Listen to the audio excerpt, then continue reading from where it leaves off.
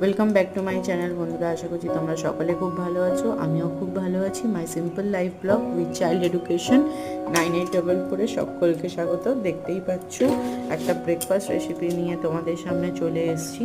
তো সকালবেলা ছেলেকে স্কুলে টিফিন বানিয়ে দেবো। দেখতেই পাচ্ছ এটা পাস্তা সেদ্ধ হচ্ছে। তো একঘেয়ে শুধু পাস্তা খেতে ভালো লাগে না, আমাদের পাস্তা শুধু করলে কেউ খাবে না। তো ওটার সঙ্গেই দেখো ম্যাগি মিশিয়ে দিলাম। খেতে অসাধারণ টেস্ট হয় বন্ধুরা, সত্যি বলছি। আর এখানে আমি সব ভেজিটেবলসগুলো কেটে নিয়েছি, দেখতেই পাচ্ছ। অনিয়ন, ক্যাপসিকাম, বিনস, ক্যারট, তারপরে হচ্ছে এখানে রয়েছে চিজ, গার্লিক আর হচ্ছে এগ, আর সাথে দেবো হচ্ছে টমেটো সস কিসালে। আর এই যে ম্যাগিটা সেদ্ধ হয়ে গেলে তারপরে দেখো আমি কড়াইয়ের মধ্যে একটু সাদা তেল দিয়ে দিলাম।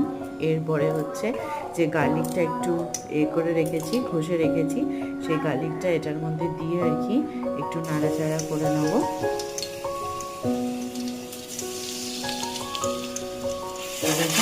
গার্লিকটা দিয়ে দিলাম। এবার একটু নাড়াচাড়া করে এর মধ্যে সব ভেজিটেবলসগুলো একসাথে অ্যাড করে একটু নুন দিয়ে ভাজা ভাজা করে নেব। আর তারপরে ভাজাটা যাতে ভালোভাবে হয়, সুন্দরভাবে হয়, তার জন্য একটা ঢাকা ইউজ করব। তো দেখতেই পাচ্ছ অলরেডি আমার একটু গার্লিকটা ভাজা হলো, তারপরে ভেজিটেবলসগুলো আমি অ্যাড করে দিলাম।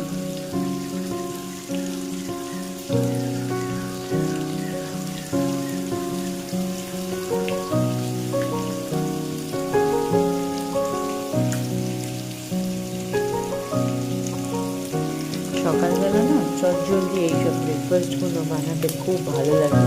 আর সকালে পরিবেশটা এত সুন্দর লাগে, অসাধারণ। যে কোনো রান্না ইয়মি অ্যান্ড টেস্টি হবে। ব্রেকফাস্ট একটু নাড়াচাড়া করে ঢেকে দেবো, ঢেকে দিয়ে একটু ভাজা হতে দেবো।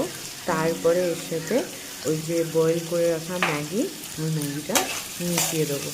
আর একটু নুন দিয়ে ভেজিটেবলসটা ভাজলে কী হয় বলো তো, ভেজিটেবলসের ভিতরেও নুনটা চলে যায়, তাড়াতাড়ি সিদ্ধ হয়ে যায়। ঠিক আছে, এরপরে খুবই ইজি প্রসেস।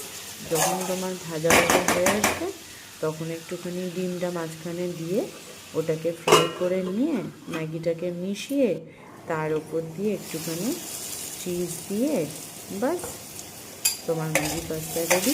আর সাথে একটু টমেটো সস দিয়ে দিতে হবে। তো দারুণ টেস্টি ইয়ামি হয়েছিল। আমার ছেলে এসে খেয়ে স্কুল থেকে এসে বলছিল মা খুব সুন্দর হয়েছিল। ঠিক আছে, তো তোমরা একবার বানিয়ে দেখো। আর যারা আমার চ্যানেলে এখনও নতুন